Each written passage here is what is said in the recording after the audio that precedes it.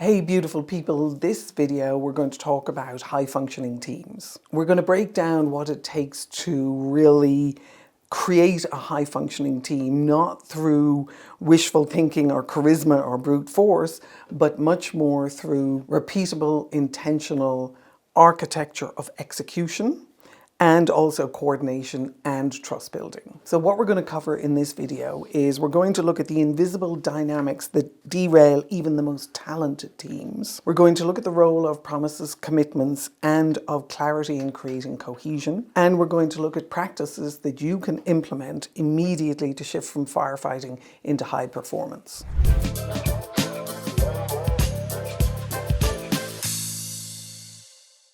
A lot of the people that I talk to are striving towards building high functioning teams because they've either read about them, they've worked on them, which is an enormous privilege if you get to do that, or they want to build one themselves so that they can be part of it and work on it. And many people who see what's possible, who live in possibility, who are optimists or who are ambitious, recognize that high functioning teams are a very, very powerful vehicle for them to be able to enjoy the work that they do, create lifelong relationships and friendships, and to really be able to produce something or create something and bring that into the world that will be of value to others, and to be able to put their name on it, to be able to go, I made that happen, I did that happen, we were a part of that team, I was part of that team, and we did these incredible things. So if that's you, and if those are some of the things that you concern yourself with or you pay attention to, then this video is absolutely for you.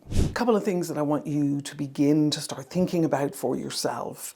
What if the people problems that sometimes preclude us from having high functioning teams were actually much more coordination problems? I want to be able to give you a different lens to be able to look at some of what we call people problems. Most teams, in my experience, don't actually fail from lack of effort. I think people are incredibly resilient, and once they're committed and engaged, they have resources of energy that surprise even them. And I think the big difference here is that when teams fail, they fail from the invisible misalignments, from the things, the balls that get dropped, from the misunderstandings, from the confusion, from the lack of cohesion and understanding and lack of clarity, from the missed conversations, from the conversations that never happened in the first place.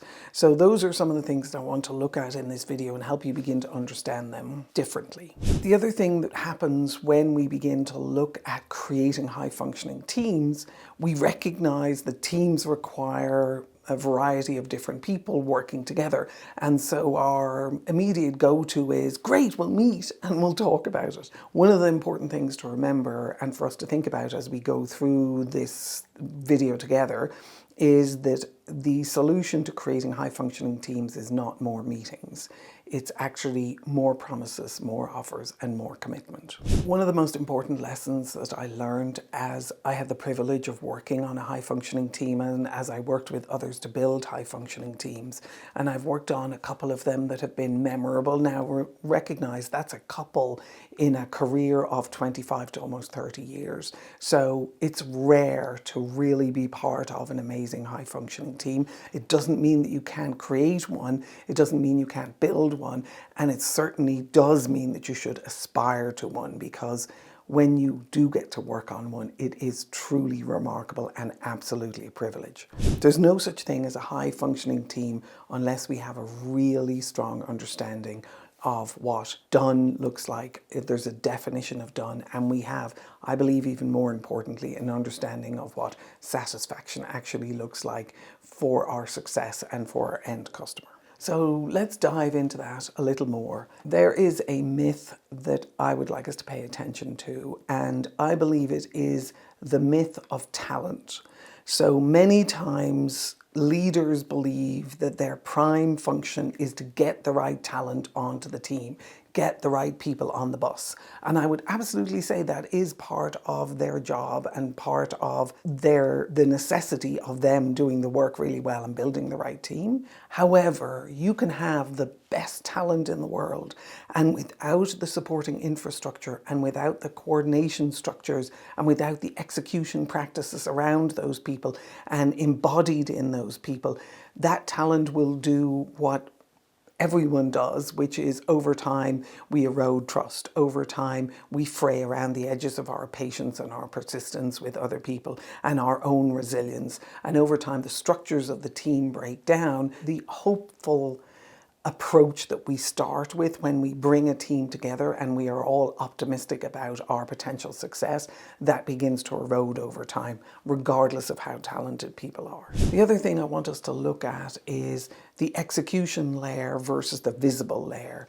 So I've talked about this in a couple of other videos, but the visible layer is how we currently manage and organize teams and how we currently manage and organize work. And that visible layer includes our Gantt charts, our meetings, our org structures, our tasks lists, our Jira lists if we happen to run with Jira. And what it does is that gives us a false sense of understanding, a belief that we know what's going on because we're able to produce the reports. What it's missing is a deep understanding of how work really gets done, how the work happens through networks of conversation and commitment throughout the organization.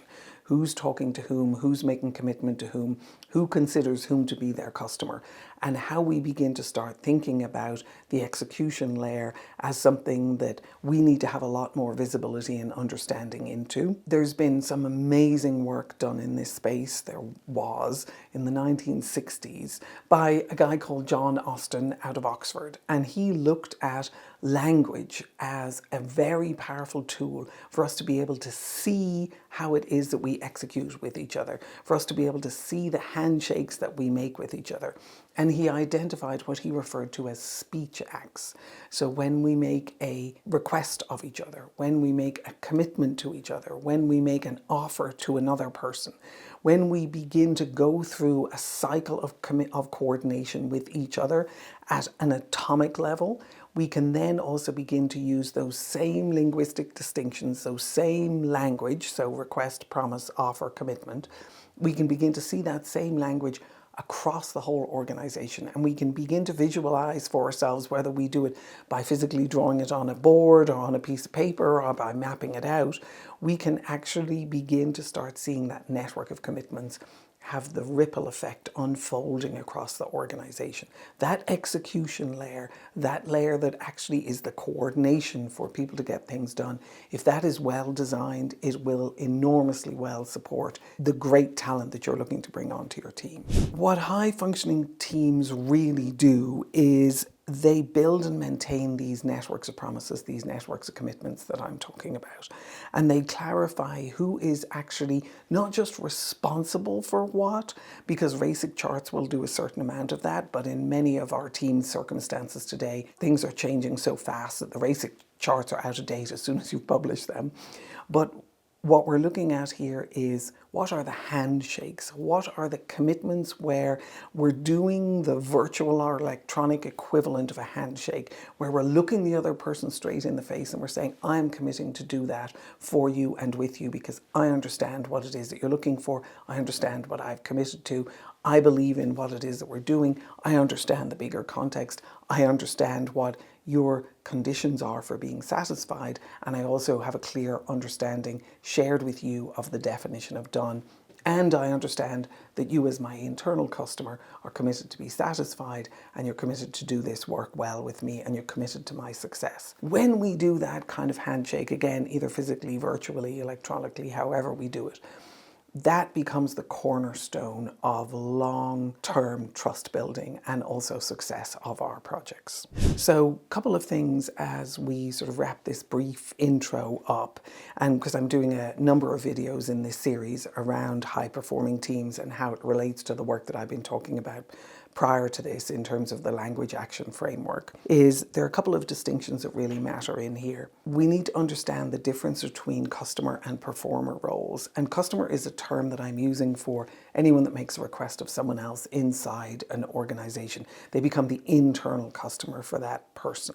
The other thing is we need to recognize the really, really paramount importance of the difference between commitments versus compliance. Lots of teams function on compliance. In the absence of real commitments, you are never going to have a high functioning team. And satisfaction versus assumption.